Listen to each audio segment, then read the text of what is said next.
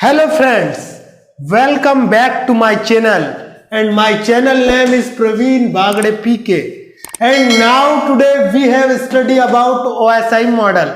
दोस्तों मैं आपको जानकारी के लिए बता दूं कि आज जो है हम OSI मॉडल को पढ़ने वाले हैं। तो आपको मैं जानकारी के लिए बता दूं कि जो लोग कंप्यूटर से रिलेटेड कोई भी एग्जाम की तैयारी कर रहे हैं या सीपीसीटी की तैयारी कर रहे हैं या फिर आप PGDCA, DCA, BCA, MSc, CS, MSc, IT जो भी आप कर रहे हैं और आपको कंप्यूटर से रिलेटेड OSI मॉडल को पढ़ना है तो आज मैं आपको OSI मॉडल ऐसा बताने वाला हूं दोस्तों कि आप पूरे जीवन में नहीं भूलेंगे। तो दोस्तों बिना देरी के स्टार्ट करते हैं आज की अपनी स्टडी। Let's start now. सबसे पहले मैं आपको बता दूं दोस्तों कि OSI मॉडल का पूरा नाम क्या होता है। तो मैं आपको जानकारी के लिए बता दूं कि OSI मॉडल का पूरा नाम ओपन सिस्टम इंटरकनेक्शन मॉडल होता है, यानी कि खुला तंत्र। इंटरकनेक्शन मतलब कि आप अंतर संबंधित मॉडल यानी कि प्रारूप, यानी कि खुला तंत्र अंतर संबंध प्रारूप, यानी कि ऐसा मॉडल जिसमें हम इंटरनेट में कैसे डेटा कम्युनिकेशन होता है वेरियस डिवाइसेस के बारे में, उसके बारे में पढ़ने वाले हैं दोस्तों। मैं आपको जानकारी के लिए बता दूं कि OSI मॉडल का डेवलपमेंट क्यों किया गया। दोस्तों इंटरनेट में लाखों करोड़ों अरबों कंप्यूटर क्या होते हैं, आपस में जुड़े हुए होते हैं, परंतु प्रत्येक कंप्यूटर में अलग अलग प्रकार के हार्डवेयर व सॉफ्टवेयर यूज किए जाते हैं, जिनके कारण दो डिवाइसेस के बीच में कम्युनिकेशन को कंटिन्यू रखने के लिए सिस्टम में हमें कुछ ऐसे नियमों को, रूल्स को बनाना पड़ता है जिसके की कारण कम्युनिकेशन बाधित ना हो। ऐसे नियमों के समूह को प्रोटोकॉल कहते हैं और प्रोटोकॉल के अध्ययन को क्लियरिफाई करने के लिए और नेटवर्किंग में यूज होने वाली डिवाइसेस के बारे में डिटेल अध्ययन के लिए हम कुछ ऐसे मॉडल का निर्माण किए हैं जिसके बारे में आज हम पढ़ने वाले हैं। तो OSI मॉडल एक ऐसा मॉडल है जो नेटवर्किंग के कॉन्सेप्ट को क्लियर करता है। इसका जो डेवलपमेंट है 1970 से 71 में किया गया था दोस्तों। इसका जो डेवलपमेंट है OSI मॉडल का डेवलपमेंट 1970 से 71 के बीच किया गया था दोस्तों। इसका पूरा नाम ओपन सिस्टम इंटरकनेक्शन मॉडल होता है। इसके अलावा मैं आपको जानकारी के लिए बता दूं कि इसे ISO ने डेवलप किया है। किसने? ISO ने डेवलप किया है, जिसका पूरा नाम इंटरनेशनल स्टैंडर्ड ऑर्गेनाइजेशन होता है मेरे भाइयों। इसके अलावा मैं आपको जानकारी के लिए बता दूं कि 1976 में इसे पब्लिकली लॉन्च किया गया था, यानी कि 1970-71 में बना लिए और शोकेस में डाल के रख दिए, 1976 में उसको लॉन्च किए दोस्तों। इसके अलावा अब हम बात करेंगे इसे जो है दोस्तों ISO OSI रेफरेंस मॉडल भी कहा जाता है। इसे जो है ISO OSI रेफरेंस मॉडल भी कहा जाता है। एग्जाम में क्वेश्चन आता है कि निम्न में से किस मॉडल को ISO OSI रेफरेंस मॉडल कहा जाता है, आपको OSI मॉडल पर टिक करना है दोस्तों। सीपीसीटी में सीधा क्वेश्चन आता है कि OSI मॉडल में कितनी लेयर होती है। मैं आपको जानकारी के लिए बता दूं 7 लेयर होती है। कितनी लेयर होती है? 7 लेयर। सप्ताह में कितने दिन होते हैं? 7 दिन होते हैं। ठीक है। सप्तऋषि तारामंडल में कितने तारे होते हैं? 7 तारे होते हैं। तो कितने दिन होते हैं? 7 दिन होते हैं। 7 नंबर बहुत ही महत्वपूर्ण है दोस्तों। आगे बढ़ते हैं। इसके बाद में हम बात करेंगे फिजिकल लेयर की। फिजिकल लेयर नाम में ही लिखा है भौतिक लेयर। दोस्तों मैं आपको जानकारी के लिए बता दूं कि OSI मॉडल में 7 लेयर होती है, जिसमें मैं आपको 7 लेयर के नाम क्रमशः पहले बता देता हूं। पहली लेयर होती है फिजिकल लेयर, भौतिक लेयर, जिसे हम बोलते हैं भौतिक परत। जो सबसे निचली लेयर होती है, पहली लेयर होती है, इसे हम फिजिकल लेयर के नाम से जानते हैं दोस्तों। Physical layer is the first layer of OSI model. Now second data link layer. Data link layer जो होती है ये OSI मॉडल की दूसरी लेयर होती है।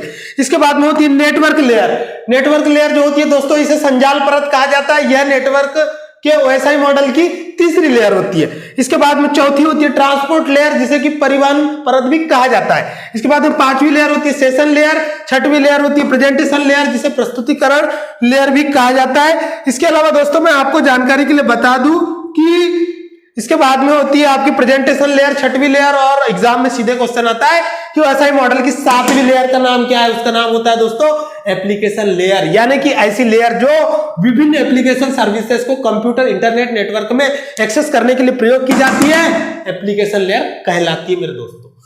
आगे बढ़ते हैं। अब मैं आपको बताऊंगा विभिन्न लेयर के कार्य कि पहली लेयर फिजिकल लेयर पे क्या होता है। तो दोस्तों इस डायग्राम को पहले तो आप पूरा ध्यान से समझ लीजिए।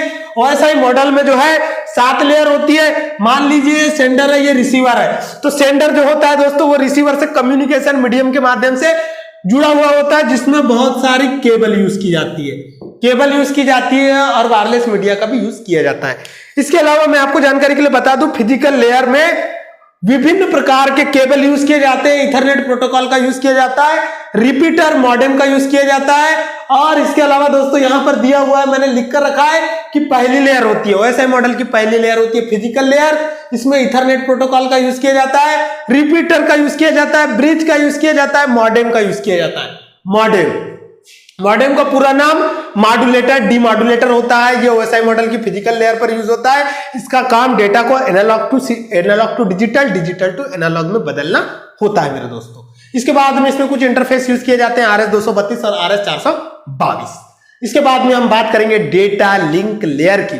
दोस्तों सबसे पहली बात मैं आपको बता दूं कि डेटा लिंक लेयर को ओएसआई मॉडल की सेकेंड लेयर कहा जाता है मेरे भाइयों। इसके अलावा ओएसआई मॉडल की जो सेकेंड लेयर होती है डेटा लिंक लेयर, ये डेटा पैकेट्स को छोटे छोटे पैकेट्स में तोड़ती है, जिन्हें हम फ्रेम्स के नाम से जानते हैं।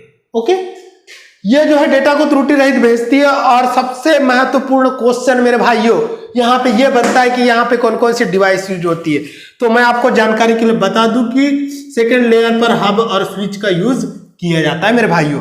फर्स्ट लेयर पर मॉडेम, रिपीटर और इसके अलावा इंटरफेस यूज किए जाते हैं। ठीक है दोस्तों, अब भाइयों हम बात करेंगे ओएसआई मॉडल की तीसरी लेयर नेटवर्क लेयर के बारे में। तो ध्यान से देखिएगा नेटवर्क लेयर के बारे में। तो नेटवर्क लेयर जो होती है दोस्तों, ये नेटवर्क पर डेटा को सेंडर से रिसीवर तक पूरी तरह सुरक्षित रूप से ले जाती है मेरे भाइयों। इसके अलावा इसका काम जो है राउटर और गेटवे का प्रयोग किया जाता है। इसमें कौन सी नेटवर्किंग डिवाइस यूज की जाती है? तो राउटर और गेटवे का यूज किया जाता है मेरे भाइयों। मैं आपको जानकारी के लिए बता दूं कि इंटरनेट में नेटवर्क लेयर पर कौन कौन सी नेटवर्किंग डिवाइस यूज की जाती है ओएसआई मॉडल में, यह क्वेश्चन सीपीसीटी का फ्रीक्वेंटली क्वेश्चन है मेरे भाइयों। तो मैं आपको जानकारी के लिए बता दूं कि नेटवर्क लेयर पर राउटर और गेटवे का यूज किया जाता है।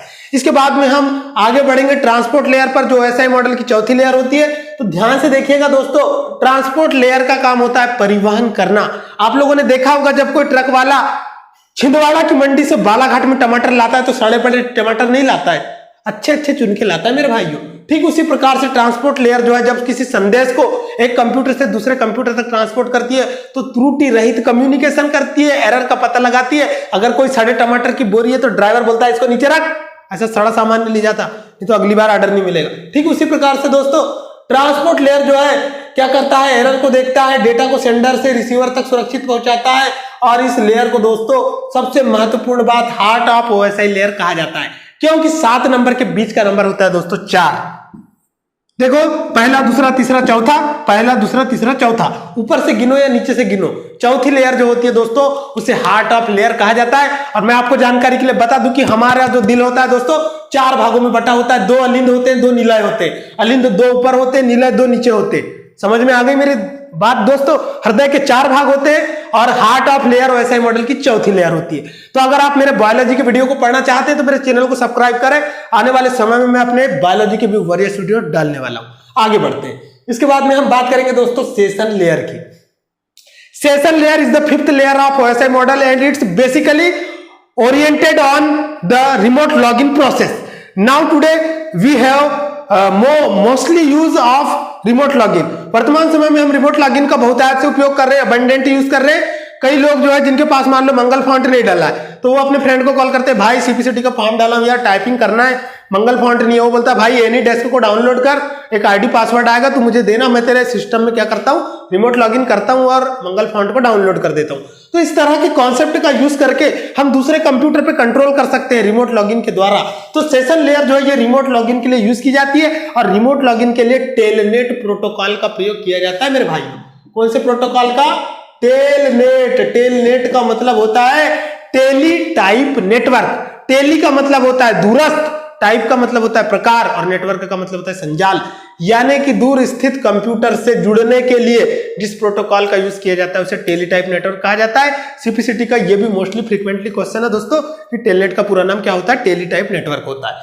इसके बाद हम आगे बढ़ते हैं दोस्तों। इसके बाद मैं आपको जानकारी के लिए बता दूं कि सेशन लेयर का काम जो होता है नेम और पासवर्ड का यूज करना होता है। तो जब आप एनीडेस्क से किसी दूसरे कंप्यूटर को ऑपरेट करते हैं तो आपको यूजर आईडी और पासवर्ड की जरूरत पड़ती है, आपको पता होगा, किए होगे। तो आगे बढ़ते हैं दोस्तों, इसके बाद हम बात करेंगे प्रेजेंटेशन लेयर की। प्रेजेंटेशन लेयर यानी कि प्रस्तुतिकरण करने वाली परत। मैं आपको जानकारी के लिए बता दूं दोस्तों, ये प्रस्तुतिकरण लेयर जो होती है ये OSI मॉडल की 6वीं लेयर होती है और ये डेटा को प्रस्तुत करती है। यानी कि पहले तो हम डेटा को क्या करते हैं, इंटरनेट पर भेजते हैं, काय के रूप में, पैकेट के रूप में। जब पैकेट रिसीवर पर पहुंचते हैं तो उसे उसके ओरिजिनल फॉर्म में बदला जाता है। तो भेजे जा रहे संदेश को गुप्त कोड में भी बदला जाता है और रिसीवर पर उसे ओरिजिनल फॉर्म में बदला जाता है बदला जाता है दोस्तों। तो उसके कारण क्या होता है कि जब उसके ओरिजिनल फॉर्म में उसे बदला जाता है तो वहां पे क्रिप्टोग्राफी टेक्निक का यूज किया जाता है। And for kind of your information I am telling you friends, listen be carefully, cryptography is a technique in which we have study about the secure transmission. जो है दोस्तों, क्रिप्टोग्राफी एक ऐसी प्रक्रिया होती है, ऐसा मतलब कि टेक्नोलॉजी होती है जिसमें हम संदेशों को गुप्त रूप से भेजने की तकनीकों के बारे में पढ़ते हैं। तो गुप्त रूप से कैसे भेजेंगे, अगर हमको किसी को बोलना है, कोई गुप्त बात बोलना है, तो हमारे देश में बालाघाट जिले में गोंड जनजाति के बहुत लोग पाए जाते हैं। तो दोस्तों आपको मैं जानकारी के लिए बता दूं कि भारत की जो सबसे बड़ी जनजाति है वो गोंड है। तो गोंड लोग जब गोंडी में बात करते हैं तो कोई अन्य व्यक्ति को समझ नहीं पाता है दोस्तों। तो उस वजह से क्या होता है, उस वजह से यह होता है कि हमारे जो आदिवासी भाई लोग हैं वो एक दूसरे से विचार कम्युनिकेट कर पाते हैं, लेकिन बाजू में खड़ा हमारा दूसरा भाई जो रहता है, जो अदर कास्ट को बिलोंग करता है, जो वो समझ ही नहीं पाता कि ये भाई लोग कर क्या रहे हैं बात। वैसे ही मैंने उज्जैन से इंजीनियरिंग किया है तो वहां पे मेरे जो निमाड़ी दोस्त लोग थे वो निमाड़ी में बात करते थे, मेरे तो पल्ले ही नहीं पड़ती थी। यानी कि दोस्तों, जो अगर आपको सिक्योर कम्युनिकेशन करना है तो आपको क्या करना पड़ेगा, क्रिप्टोग्राफी करना पड़ेगा। यानी अपने बातों को गुप्त रूप में अगले को भेजना पड़ेगा, जिसको वो समझता है और हम समझते हो, बीच वाले कोई ना समझते हो। तो इंदौर में जो बाहर के लोग पढ़ते हैं वो निमाड़ी नहीं समझते। आ गई बात समझ में। क्रिप्टोग्राफी क्या है, अपने संदेश को गुप्त कोड के रूप में बदलकर रिसीवर को भेजना, रिसीवर उसे डिकोड करके समझ लेता है, बीच वाले कोई नहीं समझते। ठीक उसी प्रकार से दोस्तों ये प्रेजेंटेशन लेयर पर क्रिप्टोग्राफी का काम होता है। इसके अलावा मैं आपको जानकारी के लिए बता दूं कि प्राप्त डेटा को डिजायर्ड फॉर्मेट में बदलना, यानी कि गुप्त कोड में बदलना और फिर बाद में उसे उसके ओरिजिनल फॉर्म में कन्वर्ट करके उसे इंप्लीमेंट करना, यही क्रिप्टोग्राफी कहलाती है। इसके बारे में मैं एक अलग से लेक्चर बनाऊंगा दोस्तों, तो मेरे चैनल को सब्सक्राइब करें। इसके आगे हम बात करेंगे डेटा ट्रांसमिशन का कार्य करना। तो डेटा ट्रांसमिशन का कार्य जो है ये सेशन लेयर के द्वारा, प्रेजेंटेशन लेयर के द्वारा किया जाता है। इसके अलावा आस्की कोड का प्रयोग, तो दोस्तों ये आस्की कोड का प्रयोग जो है प्रेजेंटेशन लेयर में किया जाता है। मैं आपको जानकारी के लिए बता दूं कि कंप्यूटर में डेटा का रिप्रेजेंटेशन जो है वो आस्की कोड के रूप में किया जाता है। आस्की कोड जो होता है दोस्तों दो टाइप का होता है, 7 बिट कोड और 8 बिट कोड। 7 बिट कोड जो होता है उसमें 128 कोड्स का उपयोग किया जाता है, 8 बिट कोड जो होता है उसमें 256 कोड का उपयोग किया जाता है। इसके अलावा आस्की कोड का पूरा नाम मैं अब आपको बताऊंगा। आस्की कोड का पूरा नाम होता है दोस्तों American standard code for information interchange. Okay, American standard code for information interchange. तो दोस्तों आस्की कोड जो है दो टाइप का होता है, 7 बिट कोड और 8 बिट कोड। इसके आगे अब हम बात करेंगे दोस्तों, आस्की कोड का प्रयोग जो है वो OSI मॉडल की 6वीं लेयर प्रेजेंटेशन लेयर पर किया जाता है। भेजे में भर लो दोस्तों, आस्की कोड का प्रयोग OSI मॉडल की 6वीं लेयर प्रेजेंटेशन लेयर पे किया जाता है। अब बात करूंगा मैं 7वीं लेयर एप्लीकेशन लेयर की, बहुत ही महत्वपूर्ण है मेरे भाइयों। एप्लीकेशन लेयर जो होती है OSI मॉडल की 7वीं लेयर होती है और ये ऐसी लेयर होती है जिस पर हम इंटरनेट पर विभिन्न वेब एप्लीकेशनों को एक्सेस करते हैं। तो एप्लीकेशन लेयर का प्रयोग जो है OSI मॉडल की इस लेयर पर पूरे प्रोटोकॉल यूज होते हैं दोस्तों, जैसे HTTP, SMTP, POP, PPP और SMTP। तो दोस्तों इस लेयर की सहायता से ईमेल भेजा जाता है, फाइल ट्रांसमिशन किया जाता है और SMTP प्रोटोकॉल की सहायता से मेल भेजा जाता है, जिसका पूरा नाम होता है दोस्तों SMTP का सिंपल मेल ट्रांसफर प्रोटोकॉल। इसको रट लेना मेरा दोस्तों, SMTP प्रोटोकॉल का पूरा नाम होता है सिंपल मेल ट्रांसफर प्रोटोकॉल, यानी कि सिंपल मेल ट्रांसफर प्रोटोकॉल। ठीक है दोस्तों, आगे बढ़ते हैं। इसके बाद में अब हम बात करेंगे तो इस लेयर पर HTTP प्रोटोकॉल का उपयोग किया जाता है। HTTP प्रोटोकॉल का पूरा नाम हाइपर टेक्स्ट ट्रांसफर प्रोटोकॉल होता है। यह प्रोटोकॉल वेब ब्राउजर द्वारा वेब सर्वर को रिक्वेस्ट भेजने के लिए किया जाता है। तो दोस्तों अब अगले लेक्चर में क्या पढ़ेंगे कमेंट करना आप, ठीक है, ताकि मुझे और उत्साह मिले। इसके बाद में मैं हो सकता है आपको क्रिप्टोग्राफी पढ़ा दूं या इंटरनेट की नेटवर्किंग डिवाइसेस पढ़ा दूं।